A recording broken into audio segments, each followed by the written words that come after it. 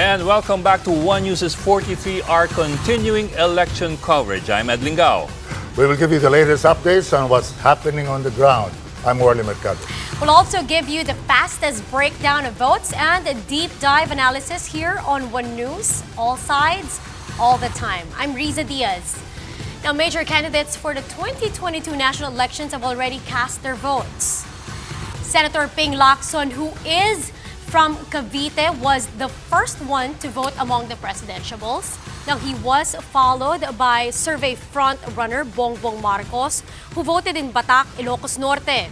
He arrived at the polling station with his son, Sandro, who is also running for a seat in Congress. Now, Vice President Leni Robredo, meanwhile, cast her vote at a polling station in Camarines Sur. Next was Manila Mayor Isko Moreno, who voted in Tondo, where he made his name and fortune. Now, his voting precinct is just a few minutes walk from the venue of his meeting de Avance. Gentlemen, it's been more or less 10 hours since the voting has started. And we only have 2.5 hours before magsara ang tindahan. Well, the glitches were, I don't know how to react to it. It's part of the game. But at the same time, It's the Philippines. when I was watching it, I was reminded of what I tell my students. I told my students, give me a word, a Filipino word, Tagalog word, for maintenance. They could not give me. Pag may maintain it, that's English. To remain, pananatili. Because it's not in our culture. Oh, that's interesting. I'm afraid that to be reminded of that shows that nagkukulang pa rin tayo sa maintenance. Hindi naman pagkalikot ang Tagalog ng maintenance. It's a little mischievous. Parang resulta ng eleksyon, may pagkalikot ba dyan? Hindi maganda pakinggan. So there, yeah, we have 2.5 left. The precincts close at 7 p.m. It's I suppose it's almost 4:25 already. Right. And as per the rules of Comelec, saradong tindahan by 7 o'clock. But except for those who are still in the voting precincts or those who are 30 meters away from the voting precincts, pwede pa silang humabol. But at the same time, kasi Senator Orly, also we expect the fast input of results coming from the transmittals. Assuming na magandang signal doon sa mga 100 plus thousand na VCMs. Well, considering our experience in animation and modernization of the technology, in use of technology, I think we're getting there. It's impossible to not have glitches. I can easily say it's maintenance, but that's not the only problem. We're an archipelago. It's not easy. Our connectivity is still something that we're working on. That's also a major factor. Also, the machines we're using, these are basically mechanical, optical in nature. Na parang fax machine. You have to feed it in. The rollers have to bite the paper and pull the paper in, and then the optical scanner has to scan the contents. So it's quite unlike yung, for example, in the US, ang ginagamit nila is you vote on the machine itself, which is a different system altogether. So, but yun nga, wala ka ng feeding problems at wala ka ng ganung mga problema. Hopefully, after this experience, we will move on to the next level of technology. Kumbaga, meron na po tayong upgrade. Yeah. But we have received reports again of these faulty vote counting machines. Pero I think none naman has really been of a major concern. A lot of them has already been addressed by technicians, and yung iba gumagana na daw po. Yeah, Commissioner Garcia was saying na well, they've had reports of around 1,800 vote counting machines that were problematic. Right. But of these, only 51 had to be replaced from a standby pool of around 1,000 vote counting machines. So it's a small percentage lamang dun sa mga nagkaaberya. The others, I suppose yung mga 1,751 or 749 glitches ng mga machines na ayos naman daw kaagad doon sa precinct mismo. Well, gentlemen, other than the vote counting machines, I know you've already seen also very trending on social media. May mga videos pa na lumabas, Senator, about that violent incident in bar. Yes, in Lanao del Sur. But I think they're still trying to confirm yung video na yun, that specific video clip. Okay. What we do know is Well, we were speaking earlier to the Barm Interior Minister, si Attorney Nagib Sinarimbo, who was telling us that there were at least 3 people who died in Buluan with the shooting incident, a strafing incident, with the people armed with the high-powered firearms na nakalulan sa black na SUV in Buluan, which is the hometown of Toto Mangudadatu. Right. Now, I'm not saying this is exactly what is happening, but I just would like to say that there is a history of the suspension or declaration of elections not undertaken in certain areas in Mindanao, and that has not happened once or twice. It is. Happens often. Some people say there's a cottage industry there. Senator, ito po ba yung kumbaga declaration of failure of elections Yes. in certain areas? Okay. Well, we certainly hope it doesn't get to that. that point.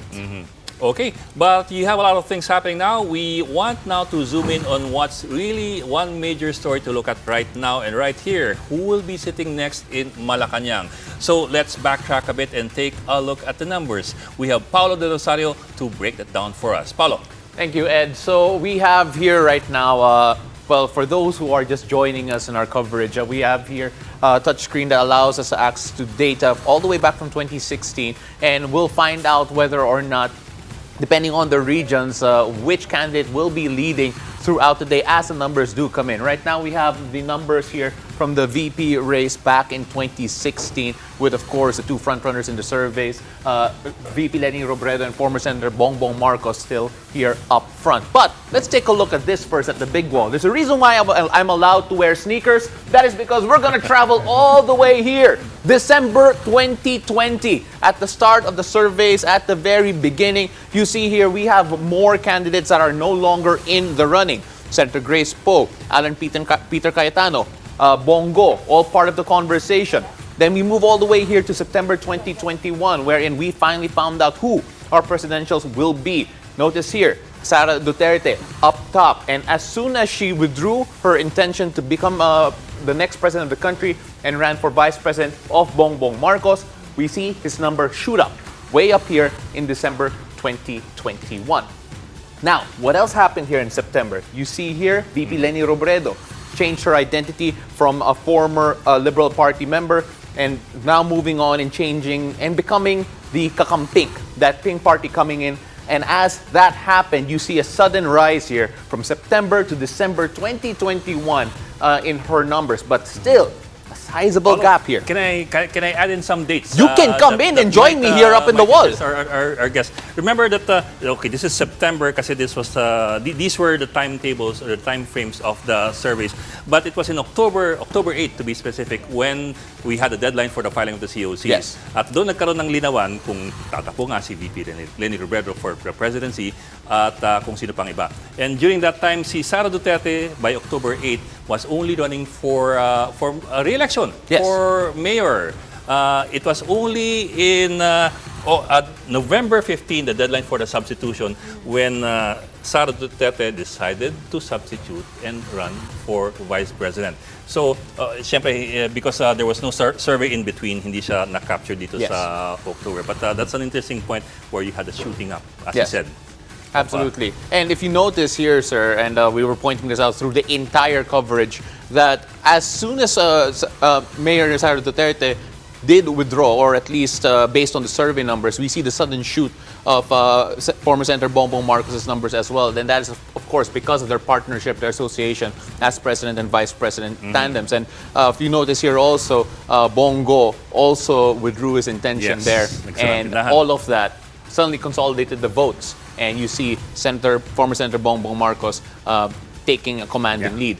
We go all the way to the end. You can join me if you would like. Sure. You join me if you like here at the very end. Dito, This is a very long wall, and again, you need to wear sneakers next time, sir. It's okay. So, wearing rubber-soled shoes. So at the very end, you see that nothing really changed. But then you have Senator Manny Pacquiao and Isko Moreno with a slight shift in their positions, but still nearing the bottom of our top 5 presidential candidates. Nag-switch lang sila. Yeah. But I think what's also interesting to point out is this. You do notice very, very slight or small fluctuations in the numbers of Bongbong Marcos. This is despite all the controversies that have been raised against Bongbong Marcos. From the disqualification petitions with the Commission on Elections, and you're talking about several disqualification petitions, as well as yung estate tax liabilities of 23.3 billion in 1991 that is supposed to have blown up to 203 billion by this year. These, among other things, do not appear to have done much as far as the numbers are concerned. Absolutely correct. So apart from all the negative news coming out about former Senator Bongbong Marcos, we also see here, as of late in the last few months, all of the grand rallies that former VP Leni Robredo has had. We see the uptick in terms of the numbers here, but then not enough to really catch up to former Senator Bongbong Marcos, and that did not drag his numbers down as well. So interesting to see, of course, whether or not this will be reflective of the actual vote at the end of the election, simply because there has been talk on whether or not this is representative of how the elections will go on here today. And one more point from my end. You do remember the controversial Manila Pen Easter Sunday press conference of Isko Dumagoso. We see that right here. Yes, that's what we're going to. You saw a switching of the ranking between Isko Moreno and Manny Pacquiao, possibly as a result of the Easter Sunday press conference at the Manila Pen. But it also tells you, or what could also tell you, is this. Isko lost 4 percentage points from in the Pulse Asia survey, but it did not go to Leni Robredo.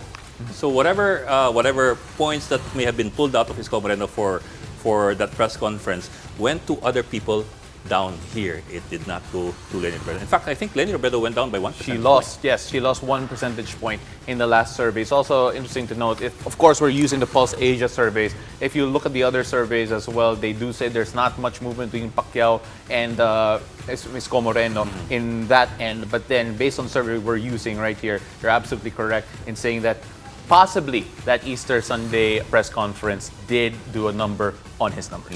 Nice to look at the numbers, especially this graphical representation. But you might want to also talk about 2016, the 2016 race, and how things turned out in 2016, how they may turn out. Well, of course, when you look at 2016, a lot of people are talking about which areas were won by VP Leni Robredo, which areas were won by former Senator Bongbong Marcos.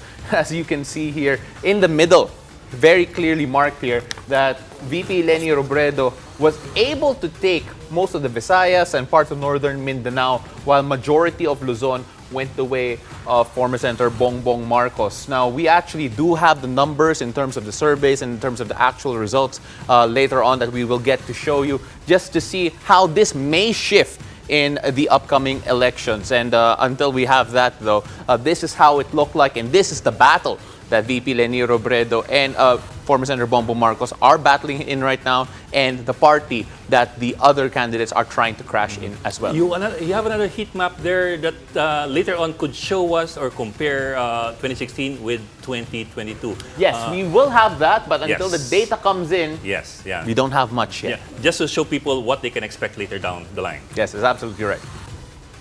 Okay. And to help us make sense of this data, we have a political scientist and author, Richard Haydari. And we also have Gianpaolo Ines, founding chairman of the San Beda University Political Science Department. Welcome to One News, gentlemen. Pleasure, always a pleasure. Should I talk straight to the camera or talk to you guys? Patapos na yung voting, baka wala nang ano. Hindi, matagal pa. We still have what? 2.5 hours to go. Maybe yung mga hindi pa bumoto, we can talk to them. Yes. But before you talk to them, talk to us first. Kasi malulungli naman kami dito. But what do you think? You've seen how the numbers changed or did not change. Right. And in many ways kasi, the non-changing of the numbers might be telling us a bigger story than the change in the numbers. Yeah, I mean, I've described it as, I'm sure Gian has a lot to say on this, I've described it as high equilibrium volatility. So even if there was some volatility for Bongbong Marcos, it was at between 50 to 60%, right? Gumagano lang. Yes, and if umakyat din yung iba, but they were at a very low level of equilibrium. So the gap has been maintained. But clearly, if you can look at this, the bump in the numbers of Bongbong Marcos, lots of that is perhaps because of Sara Duterte. I would say, that's interesting. Here, come here. Yeah, exactly. I mean, we can clearly see that the unit Kung team ipatong mo siya is doon. reflected in the service. Yeah. So the only way for the race to have been more competitive if other candidates who had more similar ideological orientation or political alignment could have cut into the Sara vote that consolidated behind Bongbong Marcos. Because I'm sure there are many people in Mindanao who are not very happy that one of their own didn't run for the presidency. Their preference was for Sara. I talked to a lot of people A lot of who people said, are expecting that. who told me that Bongbong Marcos is their guy, but the really first preference was Sara. So I think other candidates, especially Isko Moreno, was hoping to get President Duterte's endorsement so he can get a lot of people from Mindanao. We also saw that Leni Robredo was trying to pull off the same game. We saw some of the stalwarts of the administration, folks from Cagayan. We saw former Speaker of the House Alvarez endorsing Leni. So I think the best hope there was to create a crack in this support for Sara that somehow consolidated behind the Bongbong Marcos, and then you could have a much more competitive race. But that didn't happen for some reason, at least based on the sum of the service we're seeing right now. Gentlemen, do you think it's safe to say that Senator Bongbong Marcos at some point or up to now inherited the political support of the Dutertes? Yes, I'm sure Gian has a lot to say on this. Yeah, what we're seeing here on this wall is a clear indication that the supporters in Mindanao and the supporters in Luzon have really combined. So combined supporters ito ng mga Marcoses and ng mga Dutertes. So in fact, when you look at the latest survey of Pulse, tapos pagtabi-tabihin mo lahat ng numbers ni VP candidate Sara Duterte and candidate Bongbong Marcos, very close to mga figures na yan. So that's a sign, that's an indication that truly these supporters have consolidated their powers or their support base. So Sara's decision to run for VP was the monkey wrench that was in the plans of, or at least potentially the plans of Leni Robredo and Isko Moreno. Right, I attended both meeting the advance. I tried to attend more, but I didn't have a helicopter. You mean you also went right. to... Yeah, I went to both, right? So I attended the earlier one with the Leni side, then I went to the Soler area. I saw the other side. Medyo mas late sila lumabas. And I'll be honest, no offense to anyone, when Sara comes out, my God, the crowd goes crazy. You could see Sara as the linchpin, really the linchpin of this massive demographic and forces that is now defining national politics. We already had a preview of that in 2019 elections, when Sara, just sitting there in Davao, was essentially calling the shot for national politics with their Hukbong party, right? You had senators from Manila, established senators, coming all the way to Mindanao to pay respects Almost to like Sara. paying homage. Exactly. So that is why, Ed, to be honest, I mean, the big question to me is why didn't she run for the presidency? Because that's the question that President Duterte raised in one of the interviews he gave with some blogger. I'm not going to mention names. He said, but my daughter was winning. He said, what happened? Why didn't she run? So I think that's the interesting one. But we're going to have a break, so maybe we can continue this later with Gian. Oh yeah, I'm sorry. We just have to break this in. Si Pangulong Duterte, well, the president has just gotten down from his vehicle. I think he's about to vote. Speaking of the man. Yeah, and I'd assume that he is in Davao City at this time?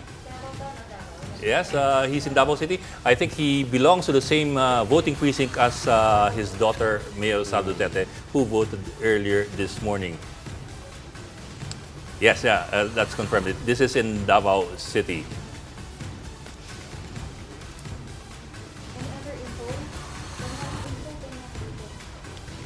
Well, as you can see, security really is tight because it is the president. In fact, we also the same kind of security, although even a lot tighter when Mayor Sara Duterte was casting her vote earlier this morning. So mukhang hindi na nga pinapasok yung cameraman eh.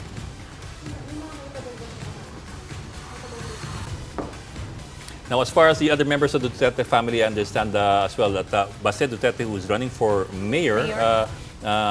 Has a different voting precinct, so he was or he would have voted in a different area of Davao City. And I don't know. Do we know who the president is voting for as president? Bok, babalikan ko nga eh. A few, even a few weeks ago, they were all pressing President Duterte to actually have an endorsement, whether it's Moreno. But all he said was, as a father, I am endorsing my daughter. Yeah, that's Other than clear. that, wala na siyang nabanggit. Senator Orly, kayo, tingin nyo? Oo nga. You know, Was he playing safe, Senator, sa tingin mo? you know, one of the most important principles in management is succession planning. Right. Up to now, I have you not figured out what President Duterte's succession planning objective is. And I guess he has his game, but he has a very persuasive He has persuasive numbers in terms of Oh, followers. certainly, certainly. Yeah. And it could have tipped it differently, but still, if you zoom out some more, what brings to mind, all this data brings to mind the issues that we see also in other countries. The rise of populism and the strength of the rightists against the liberal democracies. And this may be an area we can move into later on as we view the numbers. But as of the moment, the polling is not closed anyway. Right. Senator, gentlemen, a few days back also, President Duterte made a statement about former Senator Bongbong Marcos, and he kind of like shifted tone as to saying he's not a Compared spoiled to brat. December. Right. Compared to December. his He's statements living a in December. very simple life. Do you think that played a big role in perhaps Maybe Gian first, persuading yeah. the minds of those na undecided pa up to Right. that last few days before leading to the elections? But let me add to that question Right. before you answer. Kasi I do remember distinctly in December of last year, bumakbak ang Pangulong Duterte kay Bongbong Yun nga. Marcos. Right. Was there actually a change in the president's mind, or was this all, part of a plan by the Right. president? Well, the president, yung Pangulo, medyo misteryoso. And minsan akala mo na off the cuff yung pala, mukhang plinano niya. Keeping everyone on their toes. That's how That's- Bongbong Marcos put it. There you go. I'm not sure 100% about that. I think he was planning some sort of succession, but this whole Bongo and Sara and confusion about who's going to run for what, at some point, and all the replacement antics they tried to pull through, Right. it just fell apart. I think it was a little bit sloppy at some point, right? And I think that's where the Marcoses came in and said, hey, we're ready, let's go. And then you had stalwarts. Of course, the more known one is former President Arroyo, Yes. who supposedly was one of the architects, not the architect, but one of the architects who helped to put this team together. So I think President had a plan, probably even a direct succession via elections, dynastic succession. But at some point, he's a producer or director who lost control of his own script, right? And then That's by a good way of January, putting it. yes, in January, kind of tried to, play different sides. I think Isko was trying to get him, Bongbong Marcos, Right. and he was kind of enjoying that. But I think at some point, this is a president who always hedges his bets. If one plan doesn't work, he goes to plan B. I think he's like in plan Z or X right now, whatever it is. So I think he eventually decided the best thing for him is to stay above the fray and project neutrality. And that's the best presidential legacy he can leave, so that he doesn't muddy the water further. I think he can actually go out of the picture with at least that kind of message. I'm not sure what Gia. So you're saying he Yeah. adapted the screenplay? I think he had to constantly change the script because at some point his actors went their own way, But right? the timing too is Yeah. very significant. Right, You know? right. So let's see. As in again, we are showing clips, or rather a video of President Duterte already casting his vote in Davao City. It's pretty late already because So- it's almost 5 o'clock. So we're Usually, guessing yung kung sino personalities, maaga we're sila guessing eh. kung sino minamarka niya as president. Ayan. You can see Professor it. If there is a form of succession to speak of, I think that it is an implied form of succession. Remember that BBM, or former Senator Marcos, is being supported by PDP Laban Kusiping. Right. So that to me is a form of an implied support from Malacanang. But where does this? I mean, where does the fact that of course he still is a chairman, and although we know that the party in the end stood by Bongbong Marcos, but for 2 months thereabouts, parang it all seemed like in limbo. Not just the status of the party, but as well the status of the presidential endorsement. Let me go back to that question. Na parang, do you think that the president already had a plan early on, or as Richard was saying, he may be adapting the script as he goes along? Well, the president, as we may have observed in the past, is a bit unpredictable, no? Well, certainly, I think we all agree. on that. Understatement. So maybe it's part of a game. It's siguro he's trying to adapt to the changes in our political landscape. But it's interesting how things have turned out, no? In December, parang people were guessing, kasi he even brought up, issues that that are so controversial, like cocaine. Yeah, and, I mean, and that's he used not, words, that's- weak leader, Yeah. I think spoiled Those brat. are not not words sure. you take lightly from somebody who's the president, who's getting high numbers in the surveys. Yeah. Yeah. No, Right. I think, one of the biggest elements that somehow didn't pan out was Duterte endorsement. I think had Duterte endorsed another candidate, it could have split the Mindanao vote, right? Yes. I mean, we already saw the Mindanao going, the Cagayan, corridor was going its own way, Davao potentially going its own way. The Barm folks actually endorsed Yes, the Lenny. Barm, yeah. So for me, those were the two demographics that could have been the wild card. One And was the the Davao del Mindanao. Norte went its own way. And then the other one was Gen Z, right? We know that in 2016, the millennials, our generation, No, our generation. yeah, they did Let's be not inclusive here. necessarily rally behind Marcos. I know there's a lot of youth millennial bashing. Oh, you guys don't know about history.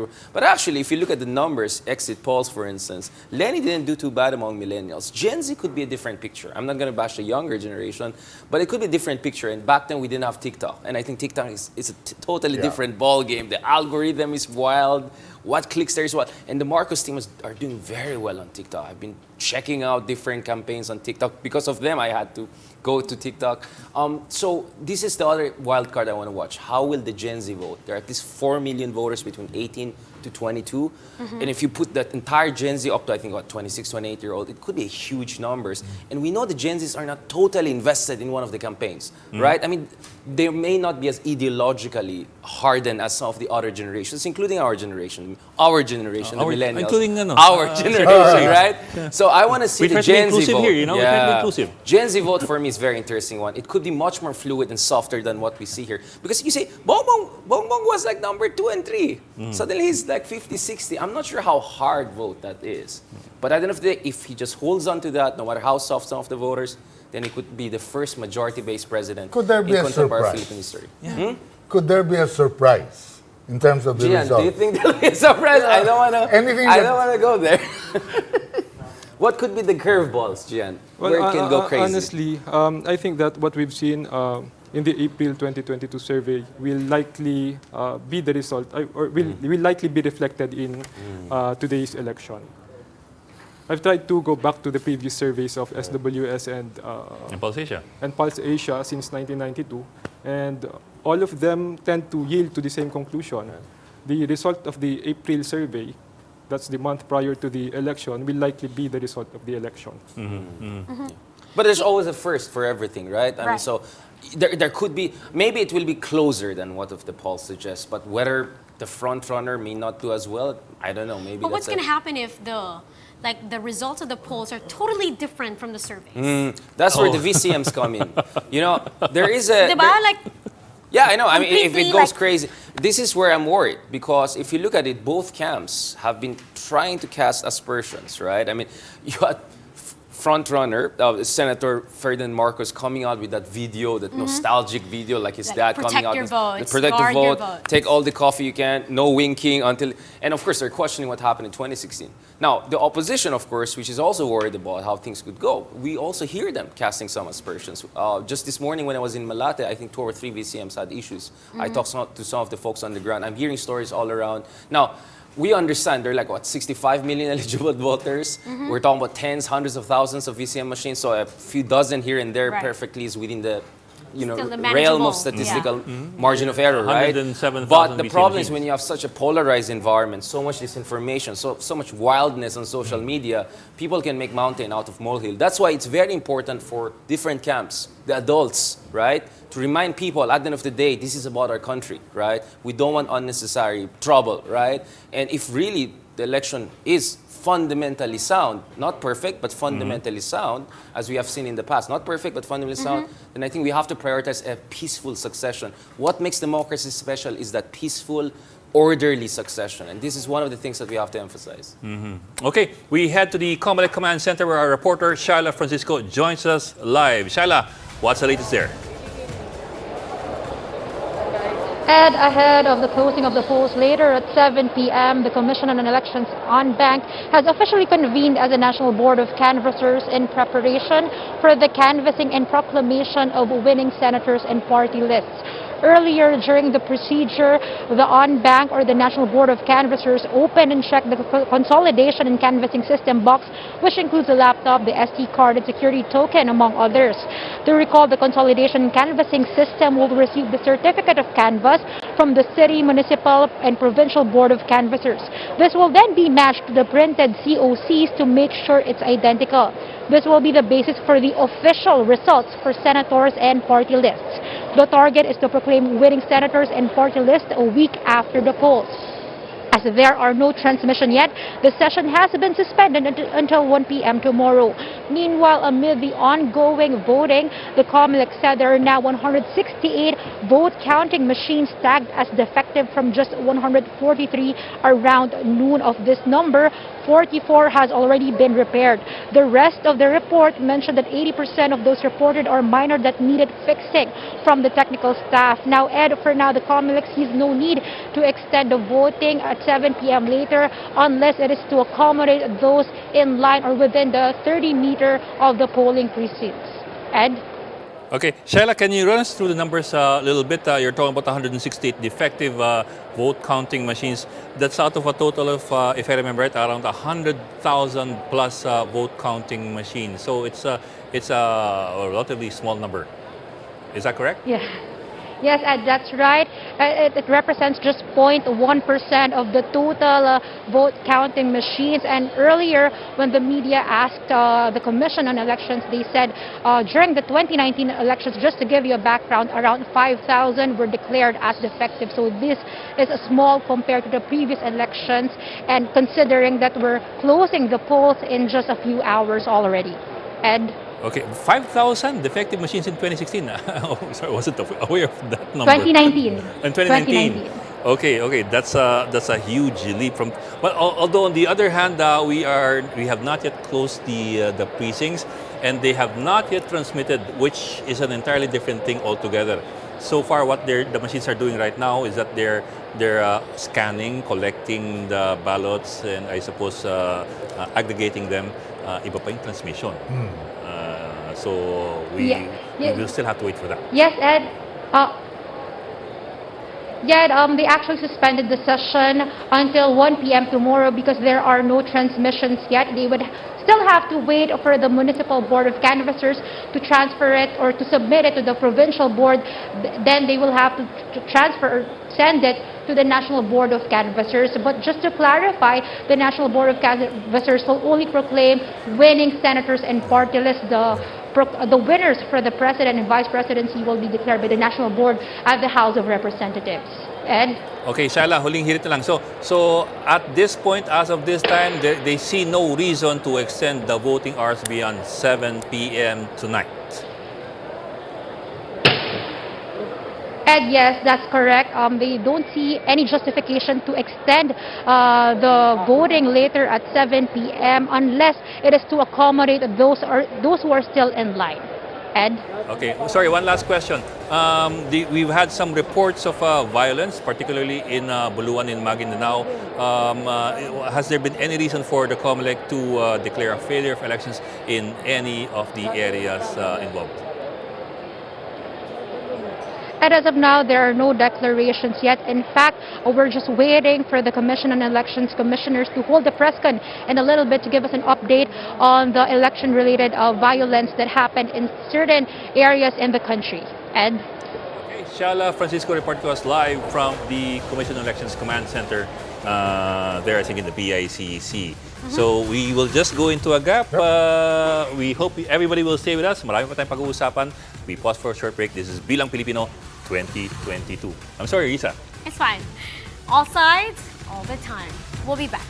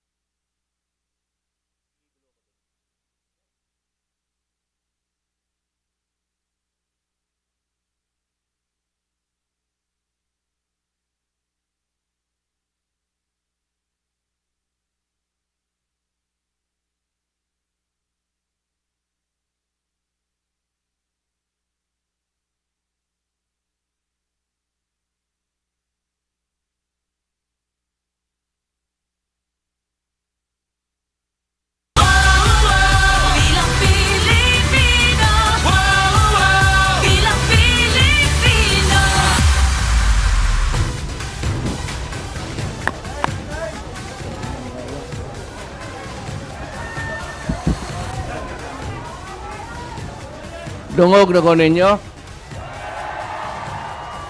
Wa ko kadungog ka rin. Siguro, tiguang na yun. Ako mo talikuray na sa akong pagka-presidente. Gusto lang ko makadungugog ang akong kinasing-kasing nga pagpasalamat kaninyong taga Davao. Kamo ang gasugod sa akong journey, sa akong paglakbay ngadto sa Malacañang. O naabag po ko'y mga anak, hibaw ko humana mo ang boto, pero og tanaw ninyo nga maayo ang pagkada nila sa siyudad, ako, mangayo ko sa inyong tabang. Humana man magboto, bawa naman po. Salamat na lang po sa inyong tabang kanila. Unya, ako ni Ara sa Davao.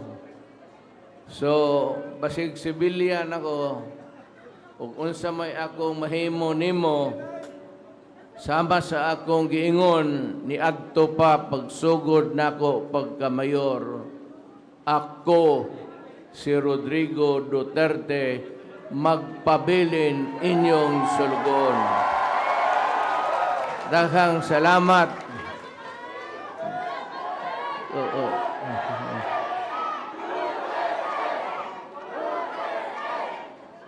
Hoy, mga buang dili na ko kandidato. Salamat ha. Daghan kaayong salamat.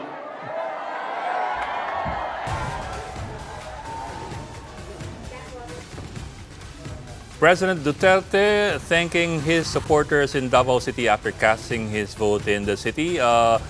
We heard the president giving thanks to the Davao people for bringing him to Malacañang, for supporting him in his journey. That much I could understand. Also the word buang. No, I'm sorry. I'm only partly Bisaya, so I didn't get all of it. But that much I understood. Did you guys understand the rest? Yeah, we breaks it up. That more or less sums it up already. Okay, that was the president after he cast his vote in Davao City. Now let's segue to another set of numbers coming from Paolo. Paolo, what do you have for us? Thanks, Ed. So we're going to take a look at the vote-rich provinces that we are going to be watching out for the entire elections. Now, we're going to move on here to the lead wall just because we have a greater snapshot of that. This is not what we're going to look for here, but as you can see, these are the survey preferential results. We're actually looking for the cluster number 4, wherein we get to take a look at the top 10 vote-rich provinces. In the top of that list, you're going to see Cebu, Cavite, and Pangasinan, as well as Laguna and Bulacan, regions that have always traditionally been battlegrounds and places wherein all the candidates have been trying to campaign in and obviously trying to consolidate votes. Now, since we don't have that on the wall here, we're going to move on over back to the touchscreen here. And Ed, feel free to join me in just a bit. Sure. Because here we have in blue the top 25 vote-rich provinces around the country. And I'll let you stay over there because we're also going to have to take a look at the L2L, which consists of around 40% of the votes. And traditionally, if you win this area, you win the elections. The only time that did not happen in recent memory is with President Gloria Macapagal Arroyo. She did not win the L2L corridor, but she did carry Cebu. And that allowed her to win that election. And of course, a lot of controversy in that particular election cycle. And I'll let you parse through the numbers here, Ed, because you have them all in memory. Let's do it together. L2L generally stands for Lingayen, which is here in Pangasinan, up to Lucena, which is here in this part of Quezon. So itong kabuuan ito is basically your L2L corridor. That includes Pangasinan, Region 3, I think that's 5 provinces, Region 4A, Calabarzon, I think that's 7 provinces. Of course, you have NCR. So these guys alone, they constitute already, 39%. Yes, 39.80% to be exact. And back in 2019, that consisted of 21 million votes in that area. Now, if you include with the L2L Cebu province, which is the province with the biggest number of registered voters, 3.2 Yes. plus million voters, this is another 4%. So combined, if you have these two, you already have 43% of the total voting population of the entire country. So of course, carrying that will be a key here. And of course, that is the reason why we see over and over again throughout the campaign Pabalik-balik. period na pabalik-balik sila doon. And of course, there have been endorsements from those regions. Over in Cebu, Cebu Governor Gwen Garcia endorsed Uniteam and promised 1 million votes for the Marcos Duterte tandem. And remember, back in 2016, no candidate actually reached 1 million votes in the vice presidential race between VP Leni Robredo and Bongbong Marcos, as well as Alan Peter Cayetano. In fact, former Senator Bongbong Marcos did not finish in second place over in Cebu. So that'll be an interesting development to see how it pans out here. Just to add to the L2L quarter, why it's also so important, aside from the numbers here that you're looking at, 39.8%, this quarter as well is where you find a concentration of media assets that includes print and broadcast. So, that's where you have a lot of advertising, that's where you have a lot of exposure. As well, you have your economic structure. You have all these businesses concentrated in this area. And not to mention that they're all contiguous. So, isang hatawan lang yan, magko-convoy ka lang, dami mong tutuhugin. Absolutely. So again, this is what we have to watch out for. And again, traditionally speaking, the person who does carry the L2L, as we mentioned a while ago, does end up winning the election. If you go back to At least if you're looking at least in part history. Yes. What we don't know is if it will be continuing as we go down in the succeeding Absolutely. elections. Which is something we also want to ask our guest today.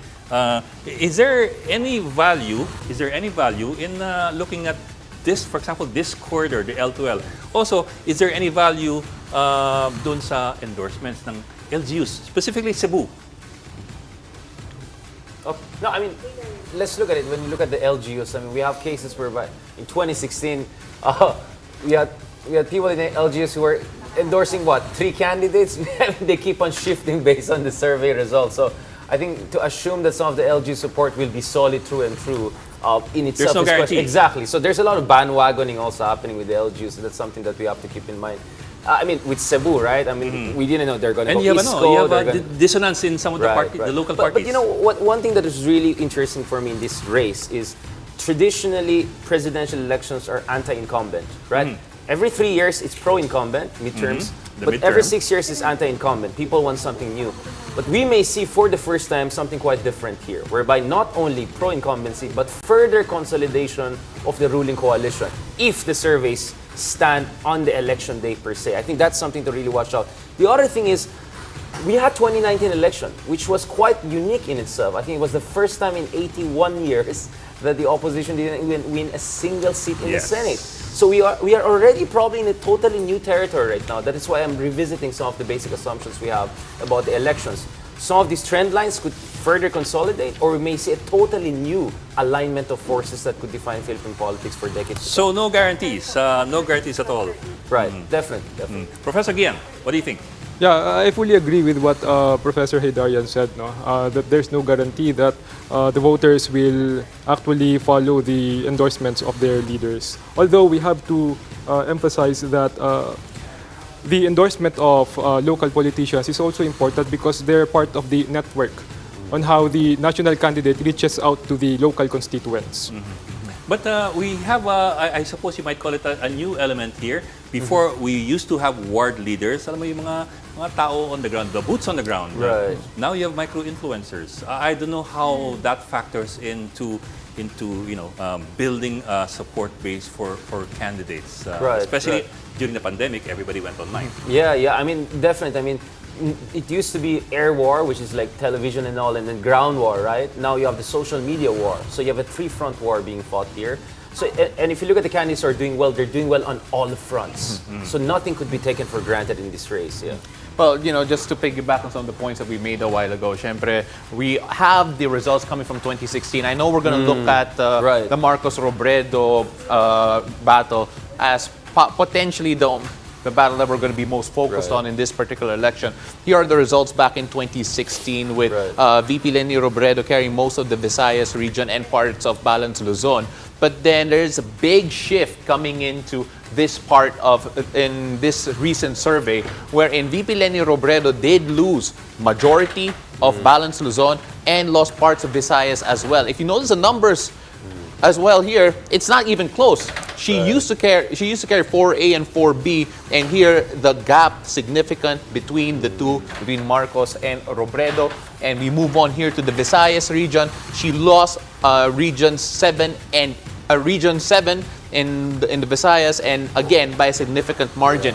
Also, take a look at Mindanao. Mindanao, all red for Bongbong Marcos and none for VP Leni Robredo. Again, the gap significant here, and this could be one of the factors to watch out for in this coming election. Here, you can see here, she retains her lead in the Bicol region, which is of course her home province. Ang laki ng lamang niya versus BBM, 8 versus 83. Also in Western Visayas, that includes of course the Panay Island group, Iloilo, Antique, and so on the line. Pero yun nga lang ito lang siya and all the rest. Right. She has lost a lot. I mean, clearly you can see that. I mean, she might still end up getting votes in total numbers close to what she got in 2016. But remember, the total number of eligible voters has also expanded. And unlike 2016, I mean, yes, they say there's no such thing as solid North and solid South. But the reality is that it seems the South is at least solid for BBM, although BBM himself is not from the South, right? Now, obviously, we also see numbers in the northern provinces is also very significant behind her. So Leni's keeping her own solid Bicol and the surrounding region. But that's not much. Yeah, but that's not much when you look at the total numbers. And that may explain why the gap could be quite big, at least based on some of the surveys we're seeing. So that's what I'm saying. The composition is also changing. There's some big realignments that are happening. And we already had a preview of that back in 2019. So I think it's surprising to me that some people are surprised with the surveys. And I'm saying, where were you in 2019 elections? Some big unprecedented thing happened. For the first time in 81 years, not a single person in the opposition won in the Senate race. That tells you that something, the ground may have shifted, right? So this race was really about whether the ground has shifted more permanently or whether the opposition can pick up where they left off in 2016 and essentially compensate what happened in 2019. So tonight we'll get to know that. Tonight we'll get to know that. So I think this is a very, very interesting. But who knows, down the road maybe Duterte's and Marcos's could be competitors. Then you could see another realignment also happening there. That's another episode altogether that we can talk altogether, and we are going to talk about that for years to come. But for now, the two houses have put their forces together, and we can see how formidable the impact it is in terms of the overall political landscape in the Philippines. Professors, tell me if I'm reading this right. If you look at Visayas,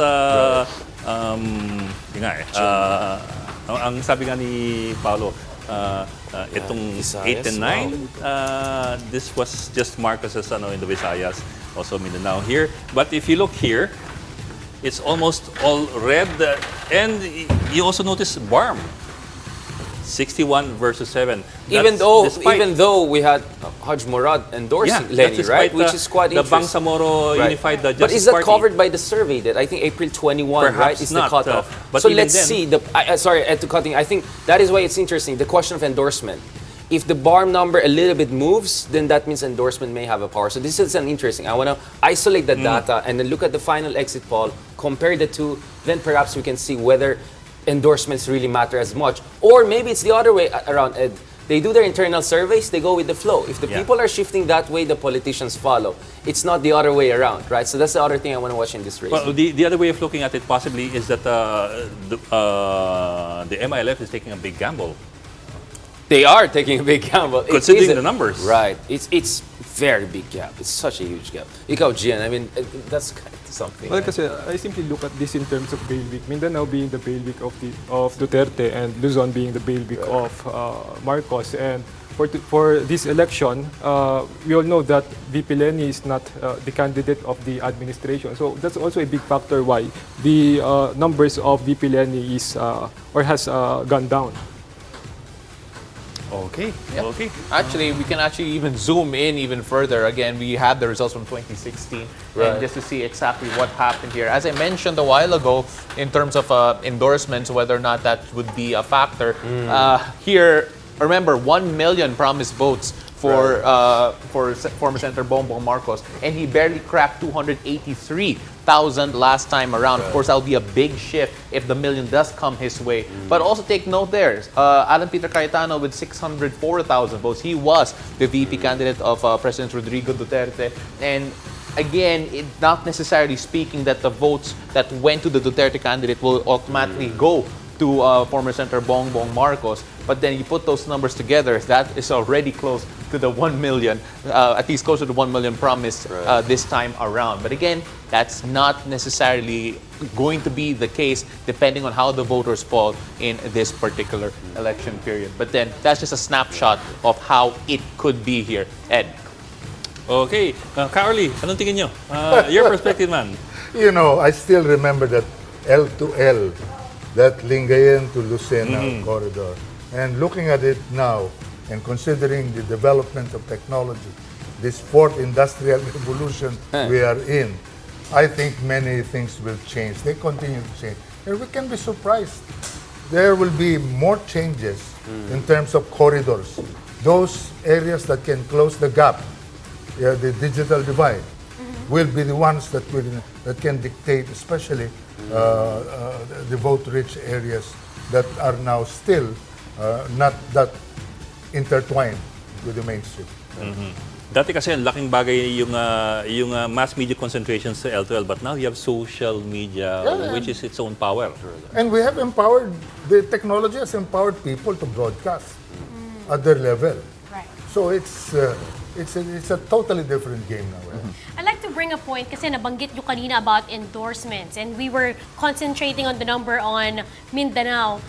Very recently, UBJP actually endorsed candidates from different parties. They endorsed for presidency, Leni Robredo, and for vice president, Sara Duterte. How would that come to play? I mean, cross-voting is trans-voting, cross-voting, however you want to put it. I don't know what's the politically correct way of putting it. I think it's very common. In fact, in 2016 elections, we had a lot of Roro, right? Robredo, Rodrigo, right? I see. Which kind of worked in favor of Leni. I think they were really hoping to get the Rosa. Some people, No, it's the at Rosa. least on the other side, right? We know who were involved in this. There were efforts at Isa, right? Isko Sara. But I'm not sure the numbers are showing. I mean, one of the things I wanted to emphasize a while ago is the NCR vote. Again, NCR, andito yung mga mahilig mag-complain. Ito yung mga parating galit after 6 years. Kulang na naman, hindi na naman naayos ang traffic among others. But now Pero we're seeing... galit ba? But now we say galit, but not necessarily against this administration, but it seems the galit is still projected at the previous administrations, right? So that's the interesting thing, that Sara Duterte is doing very well. If you look at the vice presidential race, Sara's NCR numbers are also, close to 60% or something, some of the numbers I saw this year. That's very high for a pro-incumbent, someone who shares the name of the outgoing president, because the president is all the way from Davao, not even from Manila. That, again, tells you something is shifting, or the ground is shifting. That is why a lot of assumptions we have about the past, we have to revisit.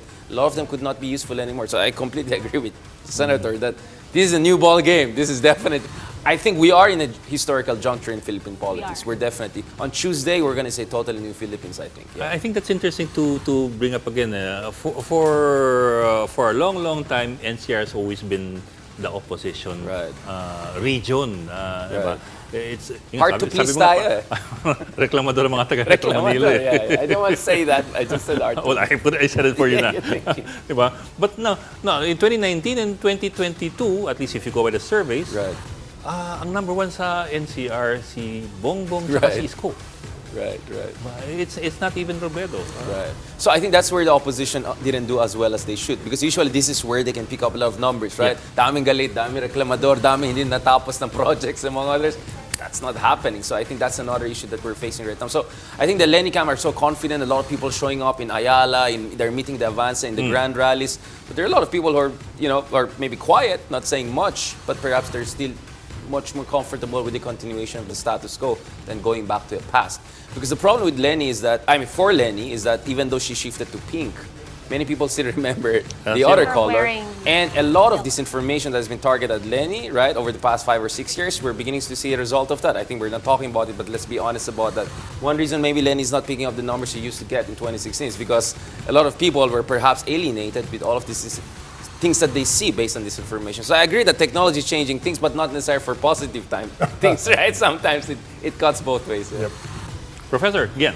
Well, maybe it's also a reflection that VP Lenny is not really appealing to most of the Filipinos. You can just see her performance rating in the past, hindi siya umabot sa 50%. So palagi siyang nasa 43 or at least below 50%. So makikita natin in a sense ang appeal ni VP Lenny sa mga nasa NCR and the entire Philippines in general. So hindi siya ganun ka-appealing sa mga Filipinos for my view. That's just for me. No, I mean it is there. I mean the net trust rating is even more disconcerting for the opposition, right? Even compared to even other vice presidents, I think she has a lower one. Again, they can say they're a target of disinformation among others, but at the end of the day, matters. What is your trust rating? Because that's what you can translate into your electoral preference later on. Okay, may nakasalang ata tayong Alright, Mojo. Let's now check in on the situation on the ground. We shall be heading over to mobile journalist King Senko. He's reporting to us live from Cecilio Apostol Elementary School in Tayuman, Manila. King, good afternoon. Can you tell us how's the situation going so far? Magandang hapon mga Paps. Magandang hapon sa inyo dyan sa studio. Yes, nandito tayo sa Cecilio Apostol Elementary School sa Maynila kung saan nakakabilib na buong maghapon walang naging aberya technically, okay? Pero sa dami ng mga tao dito, sa dami ng mga botanteng lumabas ngayong hapon especially, napuno itong kahabaan ng nasa likod ko. Tapos sa dami ng mga yan, ang naging problema lang nila yung mga pasaway sa pila. Pero sa sobrang init kaninang tanghali, nagkaroon daw tayo ng ilang mga Paps natin na pumunta dito para bumoto at nahilo. Ang problema doon, walang na-deploy ang barangay na barangay ambulance or galing sa isang healthcare facility, no? So ang mabuting balita diyan, kahit nahilo yung mga kasama nila, may mga kasama silang to the rescue. Umuwi ang botante, bumalik dito nung medyo naka-recover na para eventually bumoto. Bukod pa diyan, nagkaroon lang din tayo ng counting issue dito dahil ang mga ilang poll watcher na lumabas para may bilhin o may kunin sa kanilang mga tahanan hindi makabalik kahit meron silang mga ID. So yun lang yung mga nakita natin na problema dito. Alright, magandang balita yan, King. At least mapayapa ang sitwasyon dyan sa may Tayuman. Maraming salamat for those updates. That was mobile journalist King Seng. And to give us an assessment of the 2022 elections so far, we have Comelec Commissioner George Garcia now joining us live via Zoom. Magandang hapon, Commissioner Garcia, and again, thank you for joining us. Magandang hapon po, Sir Ed, at magandang hapon po kay Senator Orly at sa ating pong lahat na nandiyan sa studio. Yes, sir. Sir, we've been hearing some concerning reports about some violence at the very least in Maguindanao, parts of Cotabato, parts as well of Buluan, and possibly Lanao del Sur. Any new updates, sir, as far as those areas are concerned? Yes, sir. Dito po sa area ng Buluan, Maguindanao, meron pong 3 barangay tanod. Ang report po sa atin ay namatay dahil sa pamamaril. At ito po hanggang ngayon, nasa hot pursuit operation po ang ating armed forces of the Philippines. Pinipilit natin alamin kung ito ay election-related. But since it was committed on the day of the election, definitely we are considering this as election-related incident. Pero tuloy-tuloy pa rin po yung butuhan doon sa area. Yes, tama po yung report din kanina.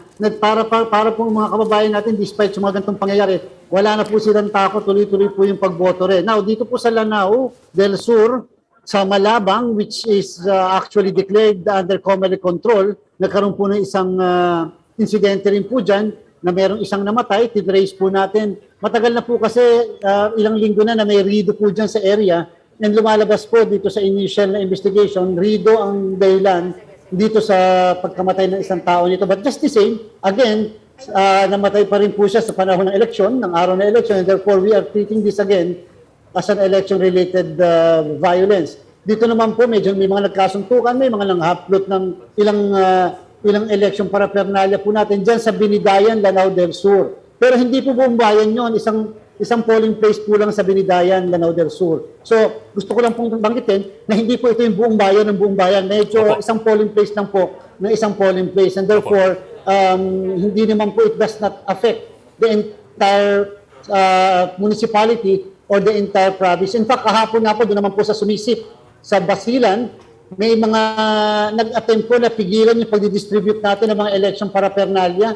Pero hindi po nagpatinag ang mga AFP, PNP at ang buong Commission on Election personnel na i-deliver po, kaya po tuloy-tuloy po ang botohan. Sa kasalukuyan po, wala po tayong lugar na hindi po nagbobotohan hanggang mamaya po para matapos ang ating, bago po matapos ng 7 o'clock.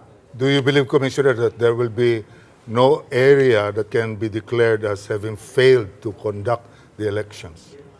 Yes, sir. Sa ating pong Section 6 ng Omnibus Election Code, to have a failure of election, ang tawag doon there should be a failure to elect. But how can there be a failure to elect? Number one, kinakailangan mayroong force majeure.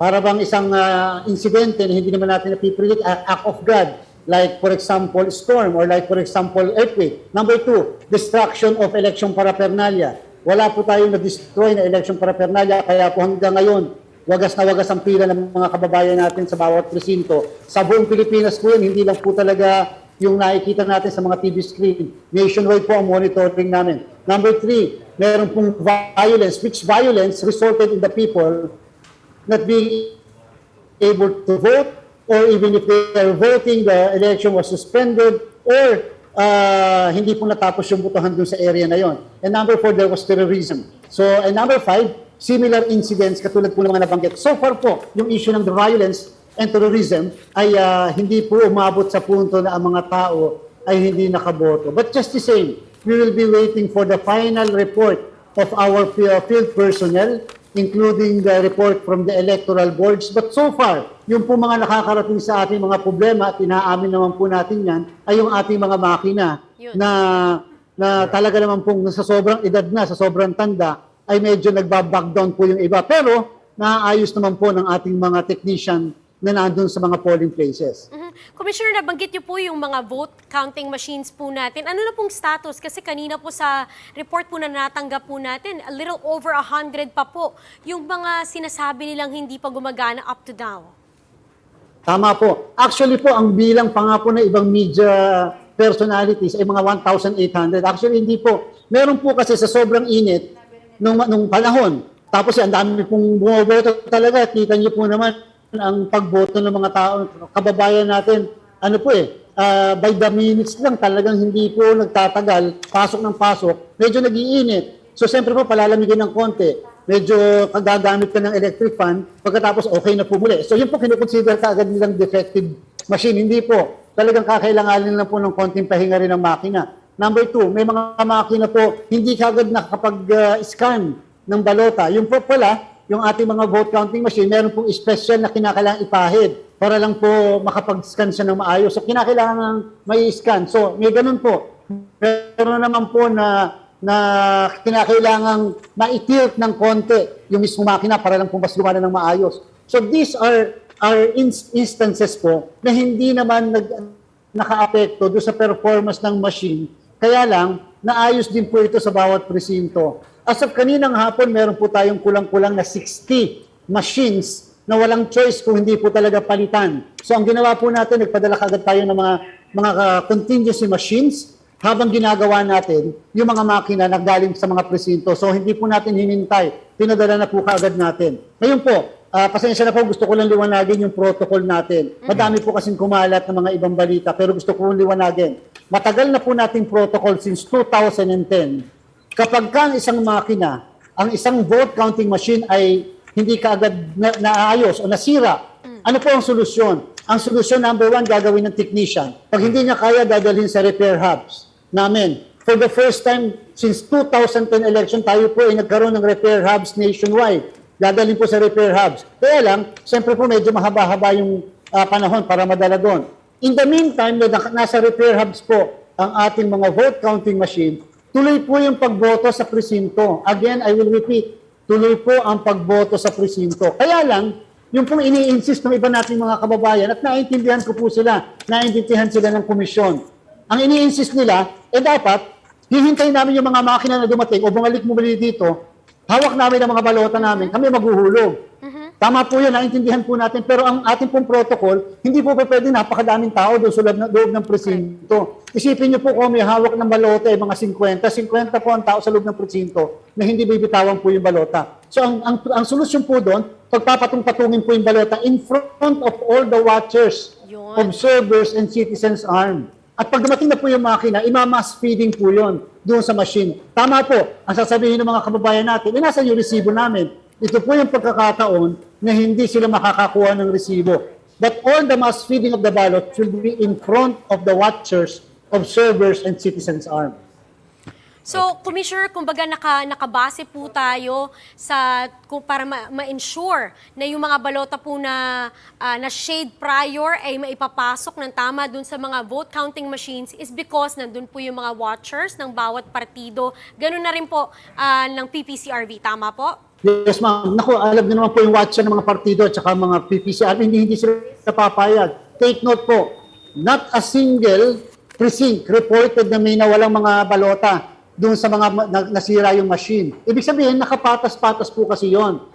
Ngayon po, kung sasabihin po ng ating mga kababayan, teka po, hintayin namin yung aming resibo. Isipin niyo po, pag dumating yung makina, paano po pagka binahulog mo na yung balota, paano po natin sasabihin kay Sir Orly yun, o kay Sir Ed John, o sa inyo po yun. So siyempre po, hindi nyo na malalaman kung kanino yung balota dahil wala naman pong marka yung balota para sabihin kung kanino po yun. Talaga pong imamass feed yun na importante, hindi po nagagalaw yun, yung mga balotang yan, sa lamesa po ng ating mga guro. Commissioner, on another issue, kasi meron po kaming mga natatanggap pa rin po na ulat na marami pa rin po ang nakapila para bumoto. At ang oras po natin, a little over 5:30, there's just about an hour and a half before the polling precincts would close. Ano po ang protocol po natin para po dun sa mga ngayon pa lamang pong boboto? Opo. Yung po mga panawagan na mag-extend tayo, alam niyo po, mahirap po yan, sa kaka-extend. Hindi po natin isisisiyan sa mga ilang boboto dahil iba po maaaring nagtrabaho o maaaring talaga may ginawang importante sa kanilang mga bahay. In the meantime po, simple lang po ang protocol natin. Pag dumating ang alas 7, lahat po ng botante na ang layo sa presinto ay 30 meters, lahat po sila pabobotohin pa ng mga electoral boards. Ulitin ko po, lalo na sa mga electoral boards na nakikinig, sa mga watchers na nakamonitor. Pagdating ng alas 7, may nakapila pa at ang layo ay 30 meters. In fact nga po, let's face it, kahit nga po mas longer than 30 meters, lalo't nakapila, dapat po pinapaboto. Pero there should be a cut-off. Kasi po otherwise, hindi na po tayo makakatapos sa botohan. Kung lahat na lang ipapayagan, ibig sabihin, pag may deadline po tayo. Ito po yung pagboto natin. Alam niyo po, may pandemya po tayo sa kasalukuyan. Kaya nga po ginawang alas 6 ng umaga, hanggang alas 7 ng gabi ang ating pong botohan. Dati naman po alas 8 hanggang alas 6 lang ang botohan. Pero ngayon po ginawang 6 to 7. Kung yan po kulang, then the Comelec will determine later. But in the meantime, doon po muna tayo sa 7 o'clock. At basta po makakaboto yung lahat ng naandyan pa sa tabi ng presinto. Commissioner, maraming salamat po for all those clarification. And thank you for the time that you spent with us. That was Commissioner or Comelec Commissioner George Garcia. Now we're going to pause for a short break. This is Bilang Pilipino 2022 here on One News. All sides, all the time.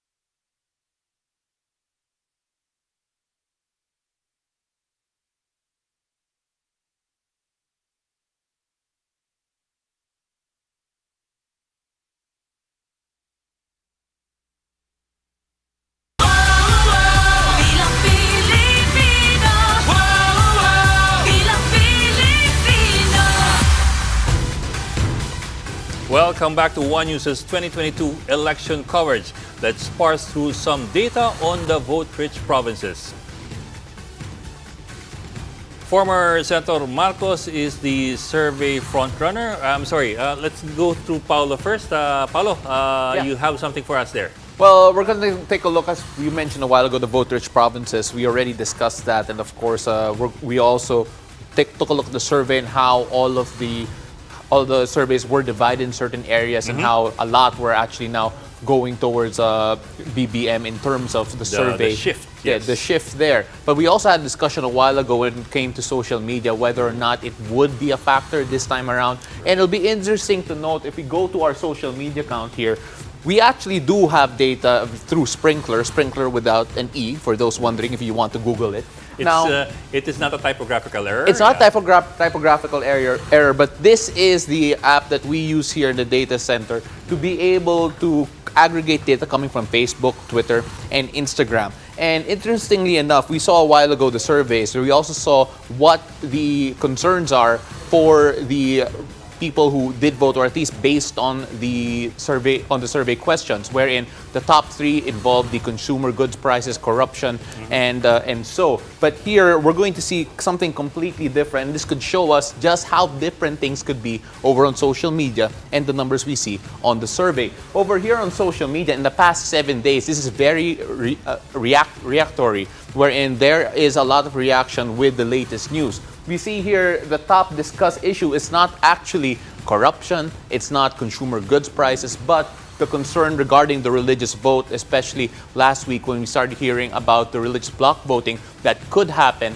or could not happen in this upcoming elections. And interesting to note, number 2 on the last Pulse Asia survey was the issue on corruption, and yet here we have them near the bottom in terms of the concerns of people who are on social media, as well as gas prices, and that does affect consumer goods, and that was supposedly the number 1 concern over in the surveys. Again, this is aggregated over the last 7 days, and this does not necessarily mean that 1.9 million people are talking about it. These are just the words that did come out that went into our algorithm that allowed us to identify whether or not it was a religious vote issue here. But it's again, just a snapshot. absolutely, of a snapshot in time, especially in the last 7 days, just like the surveys are in their own and way. Specifically, it's a snapshot of social media. Yes. Which is not always might not always be reflective, I suppose, of the general population. Yeah, I mean, I think there's a lot of discussion now about surveys, Google Trends, and all of that. But let's not forget, I mean, a lot of these are just a reflection of interest in a specific topic, right? It doesn't Interest, necessarily yes. say how you vote. It's not sentiment. Exactly. I mean, engagement is not necessarily preference. Those two things are very, very different things. They may overlap at a certain level. There's some overlap there, but not totally. Ang gandang pag-usapan yan. Right, exactly. I mean, this is a big, big issue. And you know, the other thing I want to watch is, we don't have that in our data, but TikTok. You know, maybe I'm reading too much into it, but my sense is there's something about TikTok that could have a significant effect in these elections. Yes, I've seen the Pulse Asia survey saying Facebook is still more important. It's almost at the level of radio. I get it, but the point is TikTok only needs how many seconds? 30 seconds, Short. and boom, it can have the kind of impact that perhaps it will take us 20 minutes on Facebook to get, right? So we have to have more qualitative study of how TikTok is shifting the dynamics of the social media wars that we're seeing right now. It's a totally different world that I just began to analyze over the past few months. For example, I see a lot of myself on TikTok, but it's not positive. Right. Yeah. And the thing is, TikTok is so easy to get like suddenly million engagement. It's very hard to get on Facebook, but you can post the most preposterous things, and the next thing you know, you get 1 million engagement. The algorithm is so wild. It's so easy to get followers, likes, etc. So I think it will be the defining social media platform for years to come, right? And it's from our neighboring China, our friends there. So we know it's right, maybe. Well, because that's the trend, I think. Now people want to consume things Fast. Junk food. So TikTok having 10 Junk food, seconds yeah. and you already have the information, whether it's true or not, fake or real. It's engaging. It's cool. That's It's what cool. What does this mean to us? I mean, in terms of, I don't know if I should use the phrase meaningful engagement, Right. but or meaningful discussion of issues. Right. I mean, should that even be should I even say that? Gian, you're not as crazy on social media like me, but what is your take? I want to see what Gian has to say on social media. Well, I Siya really mabait cannot, siya eh. sorry, but I really cannot comment on this because I've not been analyzing social media trends, and siguro mas expert si Richard when it comes to social media analysis. Richard. I'm a vlogger now. That's my I bring latest. that up because we have seen the evolution of behavior. Right. I don't want to say towards which way, Right. but we've had the mainstream media, and then we've had the Facebook, we've had Twitter, and now we've had TikTok, or we have TikTok. I don't want to say if that's a development or a regression. Right. I'd like to leave that to you. Right. I mean, that's the pluralization of the information space, right? But what you can have sometimes is what you call authoritarian pluralization. So you have more voices, but the more and more voices are pushing towards a more kind of authoritarian, illiberal language. That can happen. So, because people always assume the more voices necessarily means more inclusiveness, more positivity. But sometimes Hindi ba? it doesn't work that way. And sometimes we know it's actually inauthentic coordinated behavior that also Correct. dictates what Correct. happens online. We have been seeing Facebook flagging a lot of accounts. Some of them even based abroad. I mean, this is the other thing, Ed. We know in the European elections, in the French elections, in the American elections, Russian disinformation was a big issue, or alleged Russian disinformation. I was based in Taiwan in 2019 for a year as a visiting scholar. Chinese disinformation was a big issue. In the Philippines, I don't think we even know what's going on. This is an open system. That's why many superpowers have interest on who becomes the next president, and yet we don't have an oversight. I mean, Senator should know that. He was the defense secretary. You know where I'm coming from, right? I'm worried about this. I'm sorry I cut you there. Yeah, Personally, if I get something bad, there is a serious negative comment on Facebook or the social media, I know I'm blaming only my mother. The only enemy I have. So, was grabe naman trolling ang hugot me. ninyo. Senator, kayo po ba nagtitiktok kayo? Anong TikTok? No, but what's interesting, I was about to Alam ni say, Sir, tic-tac to yung ginaganon na Richard X tsaka is- zero. okay, Right. so we see trends. We see, okay, I would call it somehow, noise, di ba? On social media, talagang it's flooding, it's everywhere, it's trending. But if this is not converted to votes, Right. then it doesn't mean nothing. Right. I mean, it's So- always a distinction between noise and signal, right? What is noise? What is just temporary, transient, pampagulo? What is signal? Long-term trend lines, Right. right? Shift in the landscape. But let me make this argument. Sometimes the noise itself creates a new trend line. For instance, it's so hard to have rational discourse and conversation nowadays on social media, right? Wala pang 5 minutes. If you're doing a video, the trolls will come in, and that will affect, right, the direction. And let's be honest. A lot of us who are also active on social media, we tend to present facts differently because you're not going to get engagement if you do it in a boring way, right? So I think this is the problem. The quality of communication is also shifting. So that's why sometimes quantity is quality. Right. When you have so much noise, it affects how people even present themselves because you cannot do it in the old ways, right? I know this stat because I do Facebook Live, I do all, and I see within 2 minutes I already have trolls, etc. So you have to do it differently. You cannot do it in the scripted, clean way. You have to be engaging, you have to be kalog, alaskador even sometimes. Diba? Yun ang mga sinasabi. Right. So it would be very interesting to find out, like after these elections, on how again social media would come to play as to actually bringing people in the voting precincts and affecting their decision.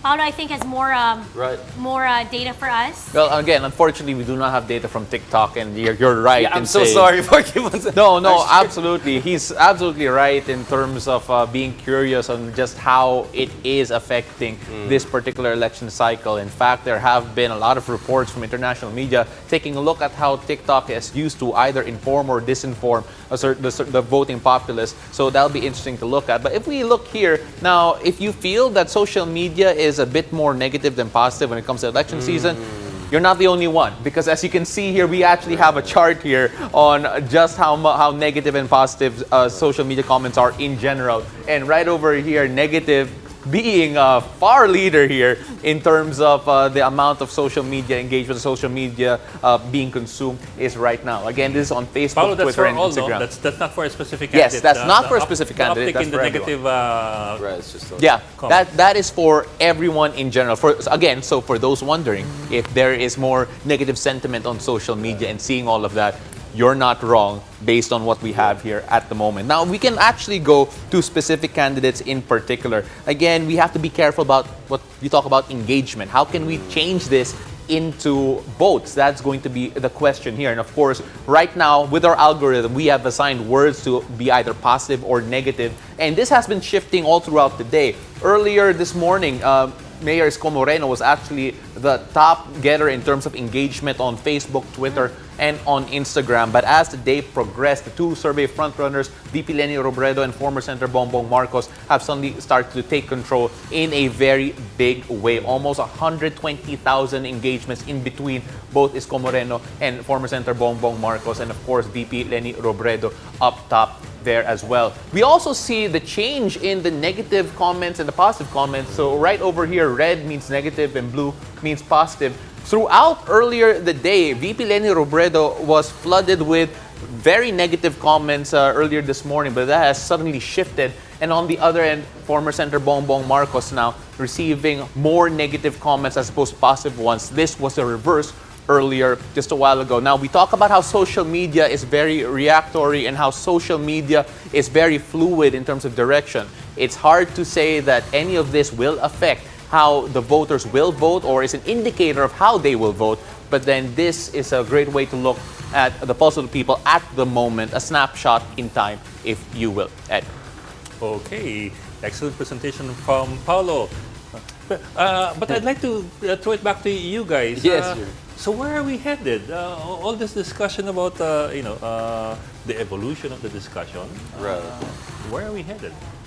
Yeah, I mean, the information ecosystem has definitely changed significantly, right? And I'm worried about this. I mean, you see, in a democracy, we have to have some basis for reality, right? Some guardrails for democratic discourse. And I think if the current trend lines continue, I think I'm a little bit worried about whether we can have that kind. And you see, the other thing worrying for me, Ed, is napansin ko, kasi I'm active on different platforms.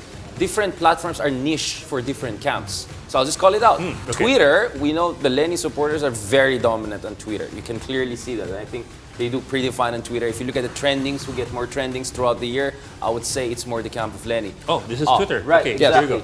YouTube is quite a different picture. I think it's more the other side. So if you see a lot of revisionist history, for that matter, or pro-Marcos history, YouTube, it's very, very strong in their favor. Facebook, on the other hand, is a little bit of an open game. I think both sides have a lot to offer. That's why I want to see the data on TikTok, but my hunch is that I think the Marcos camp does pretty well on TikTok based on some of the things I saw.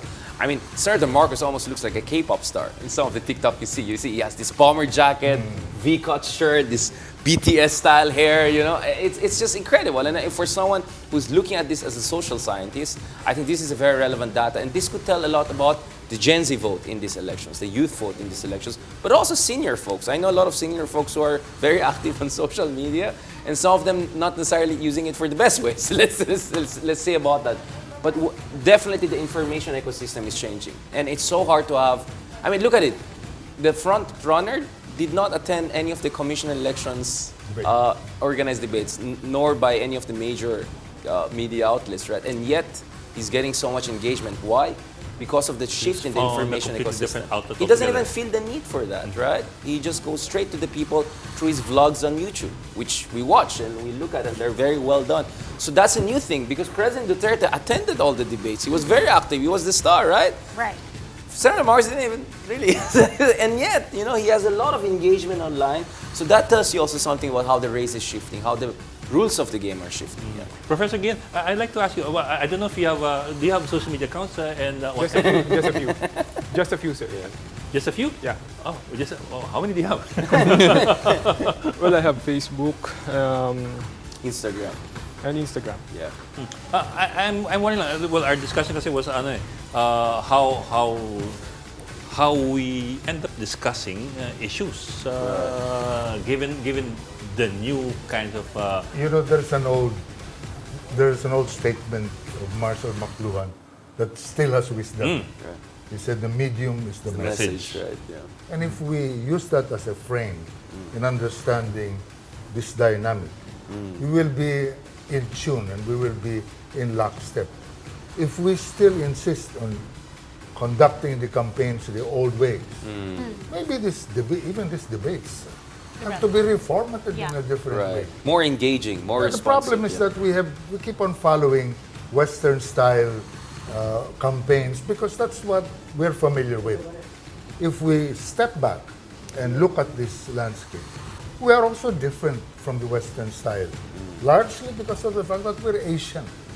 And you know, the more interesting issue that we have to study now is recent history.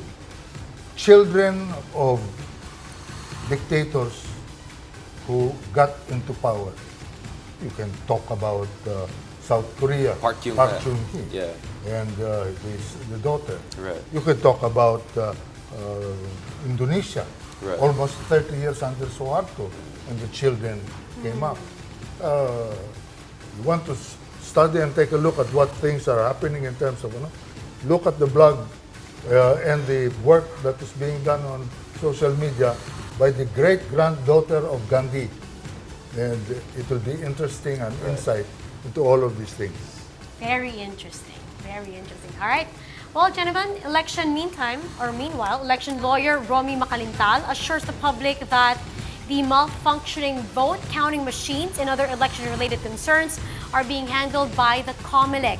Mobile journalist Jacob Lazaro is joining us from the Lenny Kiko headquarters at the Golden Bay restaurant in Pasay City. Jacob, can you tell us the latest again about this voting counting machines? What's the latest from the Comelec? Okay. Jacob. Hello? Yeah, go ahead. Yes, Jacob, Do it. we Go hear ahead. you. You're on air. Oh, hi. Sorry, Ed. There was some malfunction. I was not able to hear your question. Is it okay if you could repeat that? Jacob, just give us the latest. Ano ang huling balita from the Comelec as to regards, let's say, the vote counting machines, other protocols? Okay. As with the vote counting machines, Attorney Macalintal said that they have received reports that the Comelec is already working on this, and based on the reports, from our friends at the TV5, they said that there have been vote counting machines that have replaced the malfunctioning vote counting machines in many different areas. But as to how many has already been replaced, that is something that is still to be updated. Now, in regards to the counting of the ballots, and of course the election, the voting of the voters, as of now it's still ongoing and it will end later at 7 p.m. Now there have been requests online to extend the voting hours, especially with the many glitches that the voters experience in many precincts. But so far, the Comelec has yet to order an extension. Yeah, but Jacob, I suppose a question from our end is this I suppose Attorney Mac was speaking on behalf of VP Lenny Robredo's camp, in which case, are they satisfied with the explanation of Comelec na hindi maapektuhan ng eleksyon ng pag-breakdown ng ilang makina na VCM?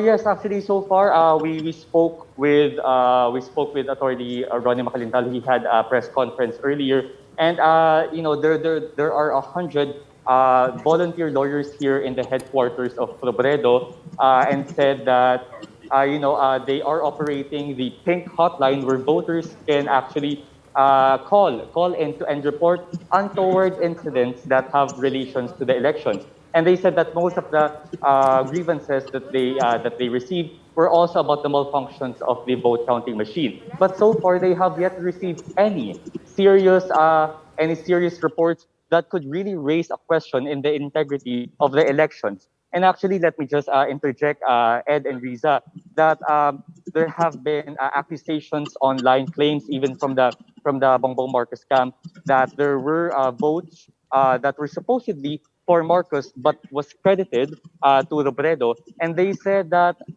this is pure allegation so far, and unless a solid evidence was presented, it stays as pure allegations. At least for them, for the camp of Robredo here in the headquarters, they are confident for a clean and honest elections this time.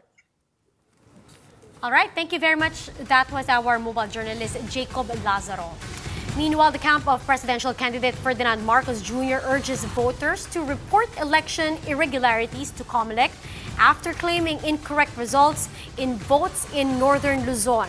Let's hear this time from mobile journalist Julie Baiza. She's reporting to us live from the Uniteam headquarters in Mandaluyong. Julie, can you give us the latest? Yes, currently we're here at Bongbong Marcos' headquarters in Mandaluyong City, and we're waiting from updates from his camp or kung darating ba si BBM dito, sisipo back in from Ilocos Norte at around 12 noon kanina, no? Pero tayo naglabas ng press release ang Unity, nakatanggap daw sila ng ulat that there are some irregularities sa isang lugar including Narvacan, Santa Cruz at Burgos, Ilocos Sur and Taboc City, Kalinga. Wherein yung bumoto kay BBM ang lumabas daw sa receipt ay napunta raw ang boto kay Vice President Leni Robredo. According to Attorney Dick Rodriguez, ninonote nila yung ganitong reports and they're hoping and tiwala rin sa Comelec na kayang resolbahin yung ganitong mga pangyayari. Pero sa panig ng Comelec, sinabi na nila kanina na yung complainant dito sa Narvacan ay walang nagpakitang ebidensya ng allegation. Sinabi rin ni Comelec Commissioner George Garcia sa press briefing na nakakapagtaka na this person siya lang daw yung bukod tanging nagsasabi na hindi tumutugma yung resibo doon sa ibinoto niya. Okay, Julie, I'm sorry, medyo problemado tayo dun sa audio mo. Let me try once again. Yung reklamo ng kampo ni Bongbong Marcos, may ilang boto for him daw na nakredit kay Leni Robredo. Do we have any numbers there? Are they significant in number? That's one. Number two, ito ba ni-record nila? And is this on the record? Is this something that they can and will prove in court? Halimbawa, merong isa from Narvacan, Ilocos Sur na pinangalanan nila. Meron ding dalawa from Taboc City. Yun pa lang yung ninonote ng BBM camp and formal complaint daw yung ipinail ng person, nung complainant. Because you're barely audible, so sayang lang eh. But we'll try to get back to Julie Baiza in a little while. Maraming salamat, Julie Baiza. Julie Baiza reporting live from the Mandaluyong headquarters of the Bongbong Marcos camp. Oh, and on that note, we'd like to thank our guests. I'm sorry, ang bilis ng oras. If you'd like to stay for another hour. Pwede. Kapit pa. But we'd like to thank our guests, Richard Aydarian and Professor Gianpaolo Ines. Thank you so much for joining us tonight.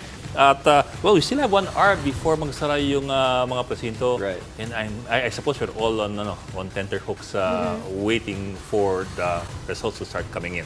Salamat, and please get on TikTok. I'm sure you'll appreciate what I've been saying. Okay.